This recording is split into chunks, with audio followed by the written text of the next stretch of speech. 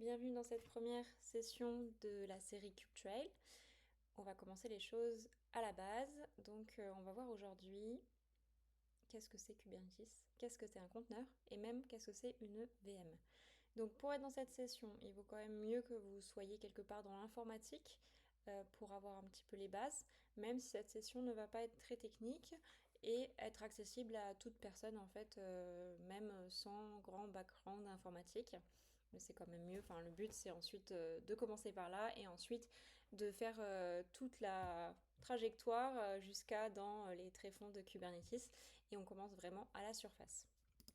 La session, donc, elle va pas être du tout technique, elle va pas vous montrer de code, on va pas encore voir un cluster Kubernetes, on va vraiment juste expliquer les choses et raconter une histoire en fait. Et donc la slide que vous voyez là, regardez-la bien parce que c'est la seule de la session. Donc c'est parti, on va tout de suite plonger dans le vif du sujet. Je vais switcher pour vous dessiner en fait l'histoire de Kubernetes. C'est parti. Aujourd'hui, je vais donc vous raconter l'histoire de Bob. Voilà Bob. Vous allez voir, j'ai des super talents de dessinatrice, ça va être top. Donc voilà Bob. Bob, il travaille dans une entreprise où il s'occupe de l'informatique. Et un jour, il y a les RH qui lui ont dit, voilà, on a notre application de gestion de toutes les ressources humaines et on aimerait que tu la fasses tourner quelque part, qu'on puisse l'utiliser. Donc en gros, on a donné à Bob l'application RH, donc c'est-à-dire le code de l'application et tout ce qu'il faut pour la faire tourner. Et on lui a dit, voilà, mais la nous à disposition quelque part. Donc c'était il y a très longtemps et à ce moment-là, Bob il avait une solution pour le faire, c'est d'installer cette application sur un serveur. Donc ça c'est mon serveur. J'écris tout en anglais, hein. Enfin, c'est possible que vous voyez un ou deux mots en français, mais normalement j'écris tout en anglais. Donc voilà, un serveur. Donc si vous êtes vraiment pas du monde de l'informatique, un serveur, pour faire vraiment simplifier, c'est en gros un gros ordinateur qui est là pour faire tourner des applications, comme par exemple cette application RH. Donc il va installer sur son serveur une application RH. Et hop, comme ça fonctionne. Les RH vont pouvoir envoyer par internet leur demande à l'application RH sur le serveur et recevoir une réponse. Donc c'est bon. Un peu comme vous quand vous allez sur un site web, et ben, il y a quelque part un serveur qui va vous envoyer cette page web que vous avez demandée. Donc jusqu'à là, tout a l'air super simple. La vie de Bob a pas l'air trop compliquée si c'est que l'application RH qu'il doit gérer. Ça a l'air plutôt simplissime. Le problème, c'est que là, il a un serveur avec l'application RH. Que se passe-t-il s'il y a un problème avec l'application, une mise à jour à faire, ou que le serveur a un problème? Si le serveur a un problème, il n'y a plus d'application RH, et donc les RH ne peuvent plus travailler du tout. Ce qui est un peu embêtant. Donc Bob, il aimerait bien avoir un deuxième serveur pour pouvoir mettre une deuxième version de la même application. Et comme ça, quand il est en train de faire une mise à jour, ou même de manière générale, il aura toujours deux serveurs qui peuvent répondre aux requêtes d'un utilisateur. Le problème de ça, c'est que l'entreprise dans laquelle il travaille lui a dit non. Parce qu'un serveur, c'est cher. Ça coûte beaucoup d'argent, il faut l'installer quelque part, il faut un système de refroidissement. Donc on lui a dit en fait un serveur c'est assez pour une application RH. Donc en fait tu vas en avoir qu'un. Donc le problème, c'est maintenant qu'à chaque fois que l'application RH elle a un problème ou que le serveur a un problème, et ben Bob il vit les pires heures de sa vie où il a la pression de tous les RH et les candidats et les employés qui dépendent du système RH pour avoir leur paye. Euh, Dès qu'il y a un problème, il faut qu'il travaille jour et nuit jusqu'à ce que ce soit réparé pour que son serveur soit de nouveau debout. Donc au final, la vie de Bob, elle n'est pas si simple que ça, quoi. Il a son serveur avec son application. Hop. Mais bon, il faut quand même qu'il soit très très vigilant et dès qu'il a une mise à jour, il suit à grosses gouttes et à chaque fois qu'il y a un problème avec le serveur, vraiment il fait des heures supplémentaires pour la réparer. Donc c'est quand même pas un monde idéal, mais ça fonctionne, il fait avec. Et un jour, sont arrivées en jeu les machines virtuelles. VM, donc VM Virtual Machine, hein. Là, on va pas aller dans les technicalités, dans les détails. Je vais vous faire juste un petit peu ce que ça représente au niveau structure et comment ça fonctionne. Donc en fait, on a toujours un serveur hein, à la base, hein. Il y a quand même toujours un ordinateur physique quelque part. Mais sur ce serveur, on va installer cette machine virtuelle. Ce que ça représente techniquement, là, c'est pas très important. Ce que ça représente au niveau visualisation, c'est comme une boîte qu'on va mettre dans le serveur dans lequel il y a l'application RH.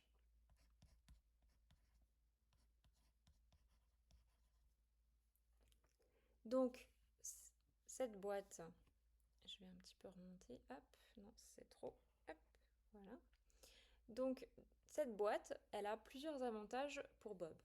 Elle est déjà isolée du reste, donc ça veut dire qu'avant, quand Bob devait installer son application directement sur les serveurs, il ne pouvait pas installer sur le même serveur une autre application. Enfin, il pouvait, mais c'était risqué parce que s'il y avait des choses qui étaient utilisées par une application ou il y avait une autre application qui en avait besoin ou qui en utilisait une autre version, ça pouvait faire des conflits. Et donc c'était assez compliqué d'avoir plusieurs applications différentes sur un même serveur. Donc les serveurs étaient mal utilisés et ils avaient en général une application qui tournait dessus alors que ça coûte super cher. Donc c'était pas du tout pratique. Alors que là, comme cette boîte elle est isolée, on a tout à fait la possibilité d'installer là une autre app comme la Finance App qui est utilisée par le département finance sans qu'il y ait de risque qu'il y ait des échanges ici. Si on ne veut pas d'échange, on s'est isolé totalement et avoir donc sur un même serveur ces deux boîtes, ces deux VM avec des applications différentes. Ça c'est le premier avantage, le fait d'avoir ce côté isolé. Et ensuite cette boîte, elle est beaucoup plus facile à déménager qu'un serveur. Un serveur donc c'est quelque chose de physique, c'est un ordinateur qui est quelque part dans un data center qui doit être branché avec des câbles, etc. Donc quand on veut le changer de place ou en créer un nouveau ou le réparer, qu'il y a un problème, c'est toute une catastrophe. Alors que là, j'ai quelque part ailleurs un autre serveur qui tourne. Dans l'entreprise, il y en a plusieurs. Bob, il n'a pas, il n'a pas eu le droit d'en avoir deux pour faire tourner juste l'application RH, mais dans l'entreprise au global, il y avait bien un serveur qui faisait tourner l'application finance, par exemple. Et maintenant, du coup, on peut avoir les deux serveurs mutualisés avec chacun à son application RH et l'application finance. On peut même en mettre plus dessus. On peut mettre pas mal d'applications sur un même serveur. Et donc, comme on peut en avoir plusieurs sur un serveur, on peut les utiliser mieux. Et donc, l'entreprise autorise à avoir plusieurs instances d'une même application et donc de pouvoir avoir ce côté reliable, enfin ce côté où on a, si une des applications ne fonctionne plus, il y a toujours l'autre qui répond. Et donc il y a de la redondance, voilà, c'est ça le mot que je cherchais. Il y a de la redondance qui rend la vie de Bob déjà plus facile de ce côté-là. Ensuite, cette petite boîte, cette petite VM, elle est facilement déplaçable d'un serveur à l'autre. En fait, on peut faire une sauvegarde de ce bloc-là et le réinstaller sur un nouveau serveur. Parce que avant, pour changer l'application d'un serveur à l'autre, c'était pareil. Bob, il devait suer beaucoup pour aller se connecter au serveur, installer tout ce qu'il fallait, étape par étape, toutes les dépendances, la configuration que l'application avait besoin. Là, il copie juste son bloc, hop, sa VM, et il l'installe sur un autre serveur. Donc il y a énormément d'avantages, ça a vraiment changé la vie de gens comme Bob qui faisaient l'infrastructure parce que ça permet donc une meilleure utilisation des serveurs, donc déjà beaucoup moins de coûts pour l'entreprise, même si on veut répliquer les applications, donc une meilleure fiabilité aussi des applications. La gestion qui est simplifiée parce qu'on peut faire des backups, donc on peut s'il y a un moindre problème, juste réinstaller l'application au dernier backup sans problème. On peut la déplacer. Si on veut changer complètement un serveur parce qu'il est trop vieux, il n'y a pas de problème. On déplace l'application sur un autre serveur et après on le réinstalle sur le nouveau. Tout ça, ça fonctionne sans problème. Et donc Bob, il est super heureux. Bob, les VM, c'est son kiff. Et il pourrait comme ça continuer à s'occuper de l'application RH sur ces deux serveurs, dans ces deux VM, toute sa vie jusqu'à sa retraite et il en serait très heureux. Vous vous doutez bien que les choses ne sont pas restées ainsi et comme on est dans une session qui va parler de conteneurs et Kubernetes, bien après la VM, pas très longtemps après, sont apparus les premiers conteneurs. Pour savoir quel est l'intérêt du conteneur et comment il est apparu, on va s'écarter un petit peu de Bob parce que le besoin, il n'est pas né du côté des gens qui font l'infrastructure, donc les gens qui installent des choses sur des serveurs ou des VM. C'est pas eux qui ont, on va dire, poussé ce côté conteneur. Ça va être plutôt sur la partie développeur donc, ou business. On va voir pourquoi. Donc là, on va changer de perspective et on va aller voir notre équipe de développeurs. Donc notre équipe de développeurs, il y a 3 personnes et ils s'occupent de l'application RH. Ils ont donc créé le code de l'application RH qui ressemble un petit peu à ça. Ça, c'est mon application RH au niveau code. C'est des dizaines de milliers de lignes de code parce que cette application RH, elle fait énormément de choses pour les RH. Elle gère tant bien le processus de recrutement que la paye, que les événements RH, que voilà. Ça gère vraiment beaucoup de choses dans l'entreprise, dans une grande entreprise. Donc cette application, elle est très grosse. Et elle a grandi au fil du temps. Elle existe depuis des années et des années. Et donc au fur et à mesure, elle s'est agrandie. À chaque fois qu'on voulait un nouveau truc, un nouveau module, changer quelque chose, ça rajoutait des lignes de code. Donc elle fait des milliers de lignes de code. Il y a une partie du code, par exemple, pour gérer les candidatures, des nouveaux employés, jouer une partie qui gère la partie paie, une partie qui gère la partie événement, etc., etc. Donc ça, c'est des, on va dire ces petits cercles que j'ai dessinés, c'est des modules de code, c'est des gros bouts de code. Sauf que, en fait, candidat, ça parle avec events, parce qu'on a besoin d'avoir des événements pour avoir plus de candidats. On récupère les événements, c'est aussi, hop, employees dans général, donc tous les personnes qui travaillent dans l'entreprise, elles ont aussi une partie de leur code et donc elles vont aux événements, donc ça communique. Évidemment, il faut les payer. Quand on a un nouveau candidat, il faut qu'il ait les informations de paye une fois qu'il rentre dans la partie employé, etc. Donc il y a des communications dans tous les sens. Et en fait, au fil des années, cette base de code, c'est devenu un peu un bordel. Parce que c'est de plus en plus gros, ça a été créé il y a vraiment très très longtemps, donc avec une technologie qui aujourd'hui n'est peut-être plus utilisée, plus à jour. Si les gens n'ont pas fait correctement leur travail et mis à jour au fur et à mesure le code, c'est devenu de plus en plus difficile de faire un vrai nettoyage et de remettre tout à jour. Donc c'est vieillissant, c'est énorme, c'est un brouillon, et on en arrive même à des points où il y a des bouts de code qui traînent et personne ne sait s'ils sont utilisés ou pas. Parce qu'à un moment ils étaient utilisés, puis il y a eu des chances qui ont été changées, qui n'ont pas été nettoyées, et ça traîne là, mais on n'ose pas supprimer parce qu'on se dit peut-être c'est quand même utilisé quelque part. Voilà, c'est un bordel total. Ce que ça a comme impact, c'est 2 choses. Déjà, l'équipe de développeurs, elle rame, elle aimerait bien avoir du renfort. Le problème, c'est qu'à chaque fois qu'ils recrutent une nouvelle personne, la personne, elle arrive toute joyeuse, hop, dans son nouveau boulot, et puis on lui montre l'application RH. On essaye de lui apprendre. Ça prend à peu près 2 mois pour qu'une nouvelle personne soit formée assez pour pouvoir faire son premier changement dans le code en autonomie. 2 mois pour essayer de lui apprendre le bordel que c'est et comment c'est structuré. Et en plus, c'est pas une technologie qui donne envie. Donc ça veut dire que c'est quelqu'un, en apprenant ce qu'on fait ici, dans une autre entreprise, ça lui servira peut-être pas parce que c'est plus utilisé. Donc ça c'est une chose. Et ensuite, du coup, comme c'est hyper complexe comme ça et qu'on s'y retrouve pas, pour faire un changement dans le code, c'est minimum 1 mois. C'est-à-dire que si je veux changer par exemple juste un libellé dans mon application, vraiment un truc de base, genre un champ texte, il y a écrit quelque chose et je voudrais que ce soit écrit autre chose, ça va mettre 1 mois à être changé parce que non seulement il faut trouver dans le code où c'est, etc. Bon, ça peut être rapide, mais ensuite, comme cette application elle est énorme, chaque changement en fait il faut que je livre tout d'un coup, donc il faut que j'envoie tous les changements d'un coup et que ça passe par tous les process de validation, etc. Et c'est tellement énorme que ce process il est super long. Donc il faut minimum 1 mois pour le changement le plus petit et ça peut aller jusqu'à 1 an quand on a des choses qui sont vraiment structurantes, quand on veut rajouter un module entier, une fonctionnalité complexe, ça peut durer 1 an. Donc qu'est-ce que ça donne? Ça donne que le nouveau développeur, quand il arrive au bout d'1 mois et demi, dans sa période d'essai, il se dit est-ce que j'ai vraiment envie de travailler sur un truc pareil? Et il se dit non, et donc il repart. Il repart. Et donc l'équipe de développeurs, elle a jamais de nouveaux développeurs. Donc elle grandit pas, donc elle a jamais le temps d'arranger ce code. Et les changements, ils prennent toujours plus de temps. Et puis il y a même des développeurs qui pensent à se barrer. Donc là, ça devient très très problématique.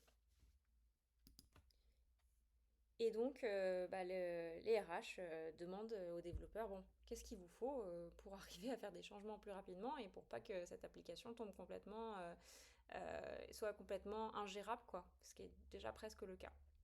Et donc là, les développeurs ont demandé au RH de transformer cette application en microservice.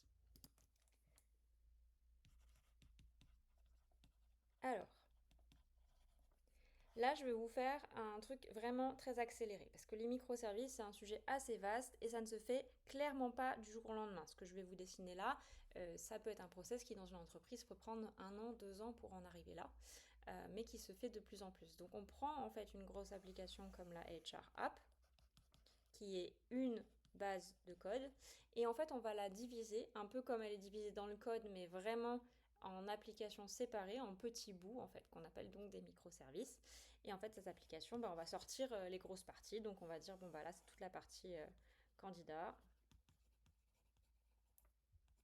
Là, c'est toute la partie événement, paye, employé, etc. Donc, ça peut être plein de bouts différents. Et ça va être en fait des bases de code différentes. Donc ça a plein d'impacts positifs. D'une part, les applications seront plus petites, donc plus gérables, plus faciles à mettre à jour. Ça, c'est une première chose. Mais surtout, au niveau des équipes, on pourrait par exemple avoir une, euh, une équipe qui s'occupe d'une application ou une équipe qui s'occupe de deux applications, etc. C'est très flexible. Donc on peut facilement recruter juste une personne pour une application et après, une fois qu'elle est à l'aise, la faire travailler sur d'autres applications. Un autre avantage que ça a, comme c'est des applications séparées, ça peut être dans des langages différents. Donc on peut avoir ici, pour ceux qui s'y connaissent un peu en dev, une application en Python, une application en Java, selon les affinités de l'équipe qui l'utilise et ce qu'on a envie de faire. Comment ça. Donc, ça rajoute. Ça, déjà, ce changement-là, comme dit, ça se fait pas du jour au lendemain. C'est un grand investissement, ça prend beaucoup de temps. Il faudrait quand même faire grandir l'équipe à ce moment-là, mais c'est quelque chose de très moderne à faire, donc ça peut attirer des gens voilà, de faire ce genre de migration de ce qu'on appelle un monolithe vers des microservices. Et donc ces différents microservices, comment ils vont quand même interagir entre eux, parce qu'il y a des communications. Donc entre ces différentes applications, il va y avoir quand même des chemins de communication. Et en fait, quand on fait des changements, si je fais un changement qui concerne vraiment que l'intérieur de l'application, qui ne va pas impacter mes échanges avec les autres bouts, je peux en fait changer ce bout d'application, ce microservice, sans changer le reste. Donc ça me donne beaucoup plus de flexibilité si j'ai un des bouts qui change beaucoup plus que les autres. Par exemple, la paye, on va pas faire des nouvelles fonctionnalités tous les 4 matins non plus. Par contre, pour les événements, ça va peut-être être beaucoup plus dynamique. Donc, on va avoir une équipe plus fournie pour la partie events qui va faire des changements, des livraisons toutes les semaines, par exemple, avec des nouvelles fonctionnalités. Alors que la partie paye, ça sera juste une personne qui fait de la maintenance et qui change ça beaucoup moins souvent. Le seul truc où il faudra être vigilant, c'est si je fais des changements qui ont un impact sur ma connexion avec un autre des microservices, il faut là que je me synchronise avec le microservice, que je fasse attention, qu'on voit comment on gère cette interdépendance et ce changement. Mais dans l'ensemble, la plupart des choses vont être vraiment indépendants côté de l'application.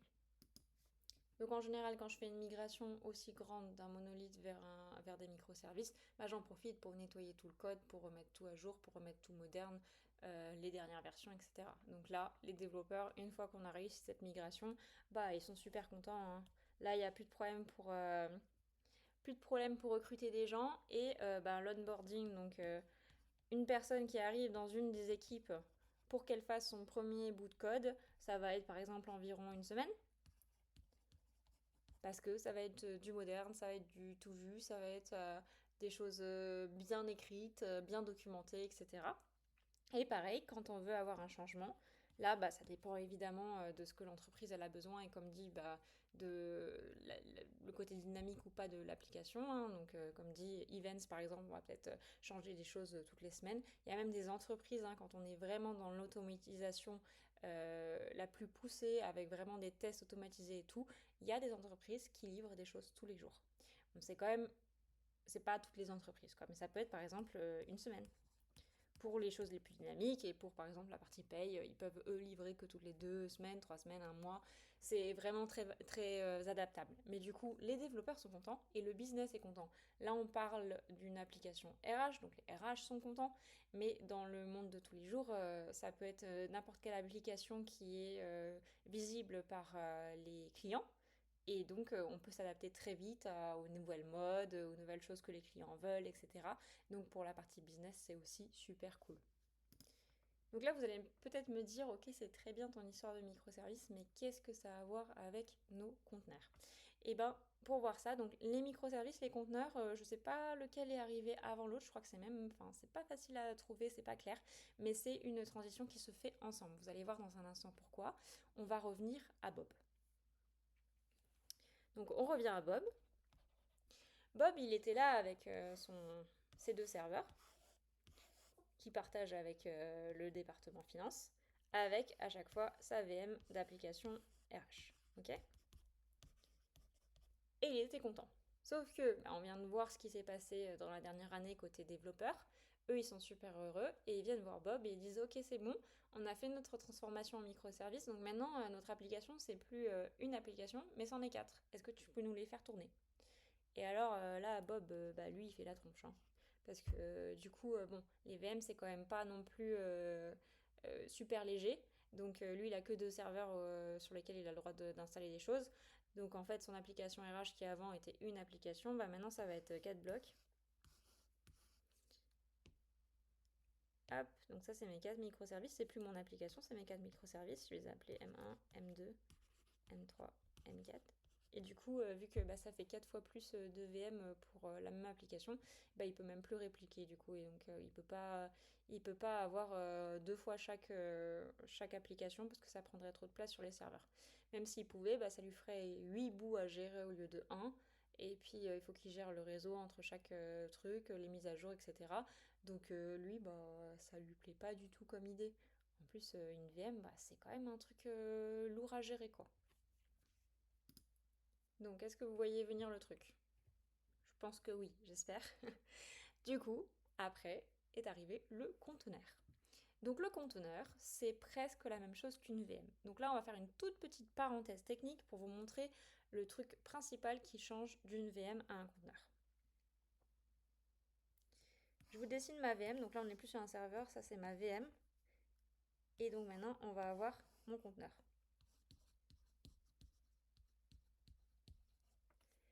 La différence principale, quand on est sur un serveur... Attendez, on voit pas bien. Hop. Voilà. De base, quand je suis sur un serveur, donc on a dit c'est un peu comme un gros ordinateur, et donc sur votre ordinateur, il y a toujours un operating system, OS, système d'opération, comme par exemple Windows ou Mac ou Linux. Donc sur le serveur c'est pareil, ça va pas être exactement les mêmes choses que sur des ordinateurs personnels, mais on va toujours avoir un operating system, une OS. Et donc cet OS, bah, c'est ce qui prend quand même pas mal de place de base sur son ordinateur, quoi. On voit un ordinateur Windows, ça prend de la place sur l'ordinateur. Donc ça va être sur le serveur. Et en fait, la différence majeure entre une VM et un conteneur, ça va être à ce niveau-là. C'est-à-dire que la VM, elle va avoir sa propre OS. Plus après, bah, les dépendances, donc les choses que mon application elle a besoin, et mon application. Je vais avoir ces 3 couches sur la VM. La différence majeure sur un conteneur, c'est que sur le conteneur, j'ai besoin de mes dépendances et de mon application. Donc, tout ce que mon application a besoin pour tourner. Je n'ai pas besoin de l'OS parce que je vais utiliser les capacités de l'OS qui est sur le serveur. Et ça, c'est une différence qui ressemble à rien, mais qui est énorme parce que, comme dit, l'OS, c'est très lourd. Donc c'est ce qui fait la différence en fait de poids entre un conteneur et une VM, ce qui fait qu'un conteneur, c'est hyper léger. Donc évidemment, ça va dépendre de la taille de votre application, de la taille de vos dépendances, etc., du type de S que vous allez utiliser sur votre VM. Mais comme ordre de grandeur, en taille, une VM, c'est environ 10 conteneurs. Donc on dit que là où on pouvait mettre avant une VM, on va pouvoir mettre 10 conteneurs. Donc vous me voyez arriver avec Bob, qui avait un problème de place parce qu'il a que 2 serveurs et que les VM, c'est assez volumineux. Voilà, il n'a plus de problème de place, hein.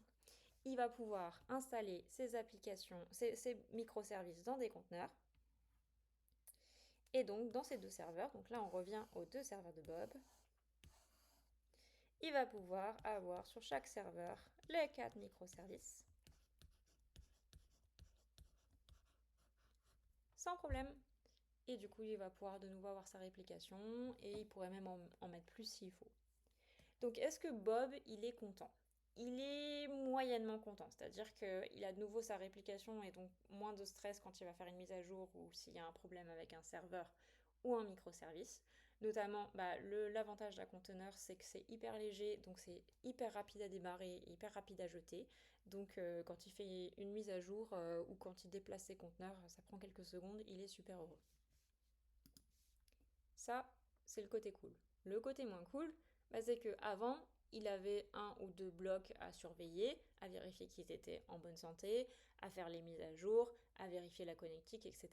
Là, il se retrouve à devoir surveiller 4 blocs au lieu de 2, faire beaucoup plus de mises à jour, parce qu'on a dit que maintenant qu'on est en microservice, l'équipe de dev peut travailler beaucoup plus efficacement et donc demander à Bob toutes les semaines de mettre à jour un des blocs, et donc il faut qu'il ne se trompe pas quel bloc il faut mettre à jour, vérifier que ça fonctionne bien, etc. Donc Bob, il est mitigé, hein. Il peut vivre avec ça, mais bon, pas... C'était quand même mieux avec des VM pour lui. Donc là, je pense qu'on arrive à la parenthèse très importante, parce que le passage de serveur à VM, c'est une évidence. C'est-à-dire que je pense que la grande majorité des applications ont migré vers des VM et qu'on a presque plus de choses qui vont tourner directement sur le serveur.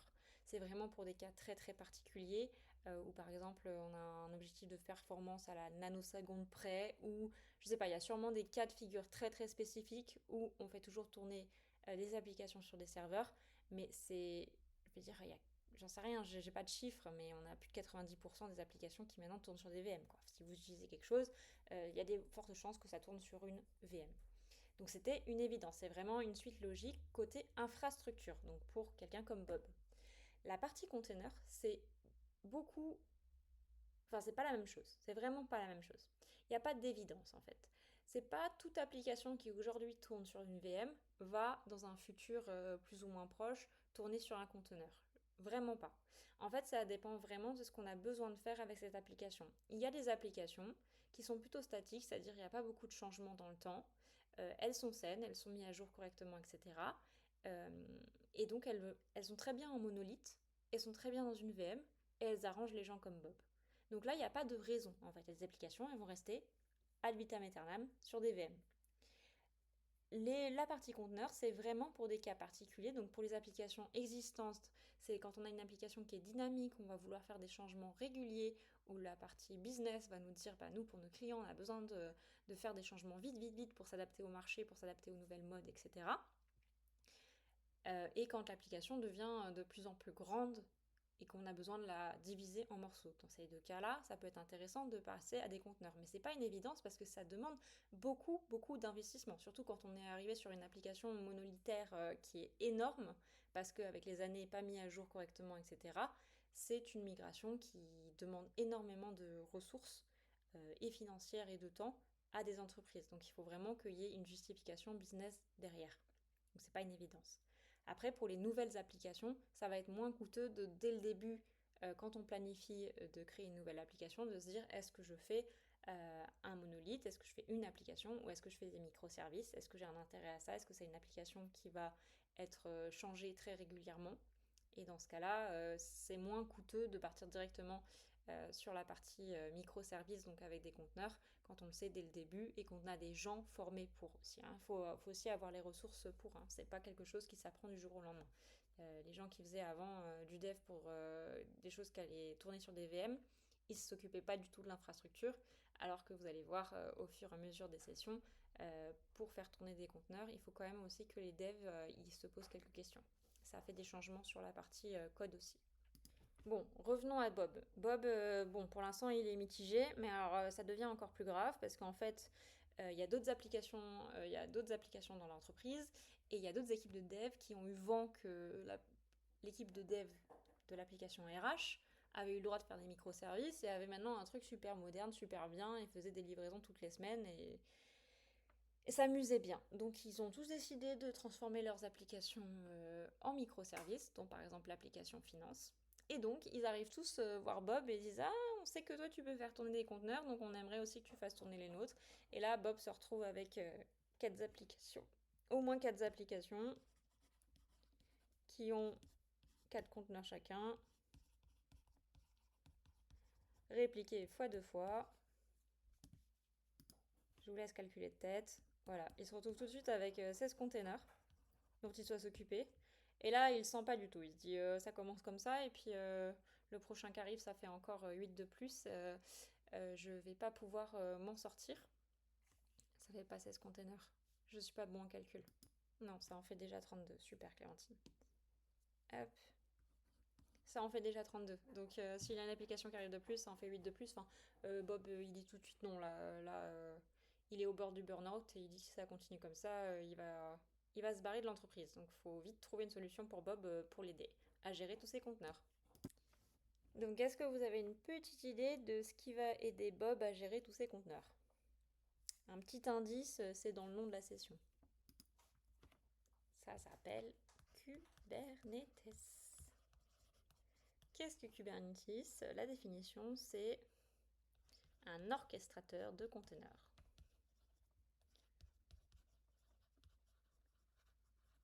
Voilà, tout est dans le nom, c'est quelque chose qui orchestre les conteneurs. Donc, comment ça fonctionne Kubernetes? On va donner à Kubernetes un certain nombre de serveurs ou de VM. Ça peut être les conteneurs d'ailleurs, oui, j'ai pas dit, mais un conteneur ça peut s'installer sur une VM ou sur un serveur. Donc les 4 serveurs, je reviens, désolé, vite fait sur les serveurs de Bob. Il peut toujours avoir décidé d'avoir ses VM et d'installer ses microservices dans ses VM. Ça c'est une possibilité. Il peut le faire comme ça, ou il peut avoir 2 VM avec 2 microservices chacun, enfin c'est lui qui choisit.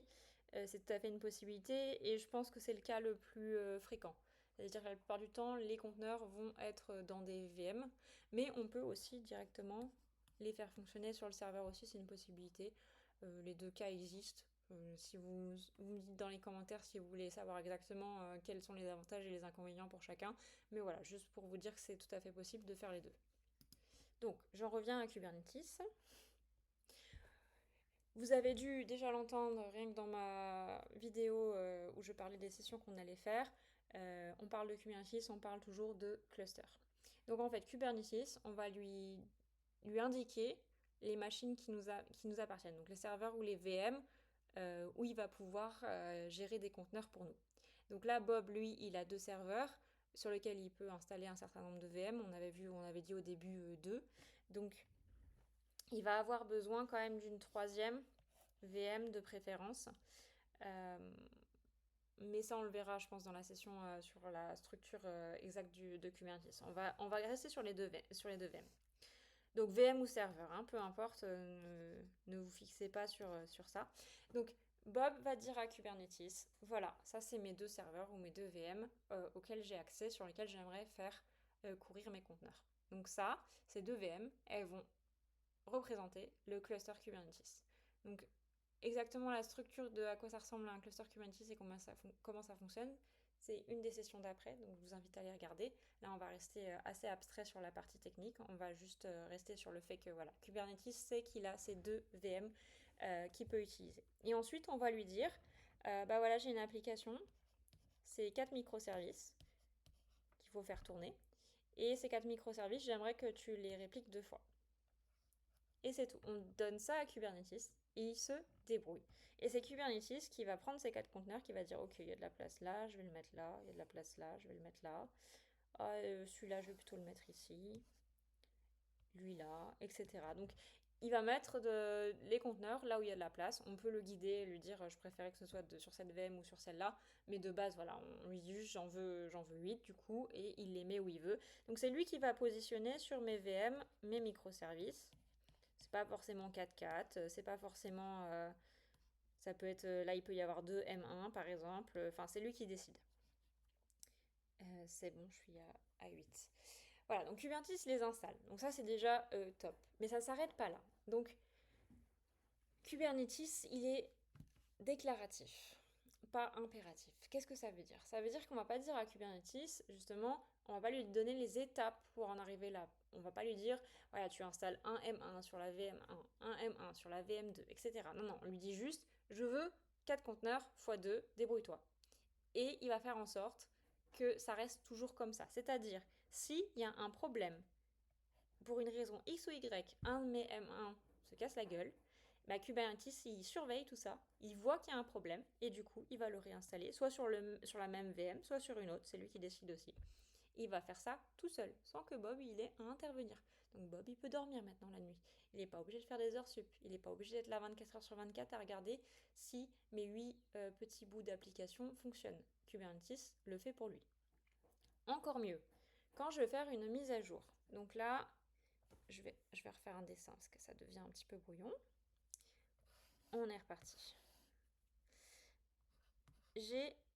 On va rester sur une VM, un exemple, voilà. J'ai mes 4 microservices et ils sont tous dans une certaine version. Hein. Comme on a dit qu'ils pouvaient évoluer indépendamment, ils ne sont pas forcément tous la même version. Hein. Voilà. Donc là, par exemple, là c'est mon M1, là c'est mon M2, donc mon microservice 2, mon microservice 3, mon microservice 4. Ils ont tous des versions différentes ou semblables, mais c'est pas lié. Et on va dire à Kubernetes, en fait, le M1 qui est actuellement en V1, on aimerait le mettre en V2. Donc Bob, il va juste changer ce qu'il avait dit là, où il avait sûrement donné les versions des microservices qu'il voulait faire fonctionner. Et il va simplement mettre à jour cette partie-là en disant finalement ça sera un V2. Et ensuite, Kubernetes fait pour lui. Lui, il ne touche pas au conteneur lui-même. Il dit juste à Kubernetes ce qu'il doit faire. Kubernetes, comment on va faire Kubernetes?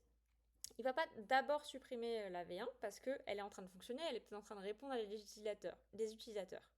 Donc il va d'abord créer mon M1 en version V2, vérifier que ça fonctionne, et seulement quand il est sûr que cette V2 fonctionne, il va supprimer la V1. Et ça c'est magique, parce que du coup, les mises à jour pour Bob, elles sont vraiment super simples. Une indication à Kubernetes, et il fait tout derrière pour moi. Cette façon de faire la mise à jour, c'est vraiment un concept qui est important de différence entre une VM et un conteneur. On parle souvent en anglais de pet vs cattle, donc animal de compagnie comparé à un troupeau. Ou une VM, c'est comme un animal de compagnie. C'est-à-dire que ma VM, quand elle avait, donc ça c'est ma VM, quand elle avait mon application RH, ouais je sais c'est de travers, c'est pas grave. Quand elle avait mon application RH installée dessus en entier dans cette VM et qu'elle était en version 1, quand Bob il faisait une mise à jour, il faisait une mise à jour de ce qu'il y a dans la VM. Donc c'est-à-dire que là, il allait faire des changements pour qu'ensuite ma VM elle passe en V2. À aucun moment, enfin c'est toujours la même VM, à aucun moment je la supprime ou cette VM c'est avec elle qui va vivre pendant toutes les versions qu'il a eues dans une VM. C'est-à-dire que même genre, quand je la déplace d'un serveur à un autre, ça reste la même VM que je garde, je la supprime pas. Ça c'est très important, donc comme un animal de compagnie, je lui donne un nom et je le garde et je le maintiens en santé, en bonne santé, quand il va pas bien je l'emmène chez le vétérinaire, etc. La grande différence avec un conteneur c'est jetable. C'est fait pour démarrer super rapidement et pour être jeté tout aussi rapidement. Donc vous l'avez vu dans ma mise à jour, Kubernetes, il n'a pas changé ce conteneur-là. C'est pas celui-là qu'il a passé de V1 à V2. Non, il a d'abord créé un conteneur V2 et après il a carrément supprimé le V1. Vraiment, on est on efface et on recommence quoi. Donc ça c'est très important comme concept. Un conteneur, c'est jetable. Et ça va être très important dans la suite aussi des sessions, donc gardez ça en tête. Je fais une petite parenthèse entreprise, parce que le but des sessions, c'est aussi de vous donner les compétences Kubernetes en entreprise. Quand vous aurez des questions à l'entretien, cette histoire de pet vs cattle, donc animal de compagnie comparé à un animal de troupeau, c'est sûrement une question assez classique qu'on peut vous poser de c'est quoi la différence, qu'est-ce que ça représente cette expression. Voilà, donc ça c'est, je vous ai vraiment montré les gros avantages de Kubernetes. Sur la partie mise à jour, sur la partie il va surveiller pour vous. Il gère beaucoup plus de choses. Il gère notamment le réseau, la communication entre les différents petits bouts. Il va gérer le stockage des fichiers, des informations, etc. Euh, Aussi gérer le logging. Enfin, vraiment, il va faire énormément de choses qu'on va voir au fil des sessions. Mais c'est vraiment, c'est une machine de guerre. Ça fait énormément de choses. Voilà. Alors, je suis revenue à ma slide normale parce qu'on est à la fin de cette première session. Donc, est-ce que à la fin de cette session, est-ce que Bob est heureux? Bob se sent déjà beaucoup mieux. Il va avoir au fil du temps beaucoup moins de travail. Mais il faut déjà qu'il se forme à Kubernetes. Et ça, vous allez le vivre dans les prochaines sessions. Kubernetes, comme dit, c'est une machine de guerre. Ça fait énormément de choses. Mais du coup, c'est assez complexe. Et ça prend beaucoup de temps à se former dessus. Donc, Bob, il a quand même plusieurs mois de formation devant lui pour vraiment gérer le truc. Et donc, pouvoir tout déléguer à Kubernetes et ne plus avoir à gérer lui-même aucune mise à jour et aucune tâche de maintenance compliquée. Ça, c'est une première chose. Et ensuite, on verra aussi que quand on monte vraiment en quantité d'applications et de conteneurs, dans des entreprises très grandes, on va arriver au problème suivant qui est au bout d'un moment, donc chaque Kubernetes c'est donc des clusters. Et donc on va pouvoir avoir plusieurs clusters et au bout d'un moment on va avoir tellement de clusters qu'il va falloir quelque chose pour gérer l'ensemble des clusters. Mais ça, on aura aussi une session là-dessus. Pour l'instant, on va se concentrer sur un cluster Kubernetes. Et du coup, j'espère vous retrouver dans la prochaine session où on va voir un peu l'architecture d'un cluster Kubernetes. Donc à quoi ça ressemble, on va jeter un coup d'œil plus en détail sur à quoi ressemble un cluster, quels sont les composants de ce cluster et qu'est-ce qui fait fonctionner Kubernetes. Voilà, j'espère vous retrouver bientôt. À la prochaine.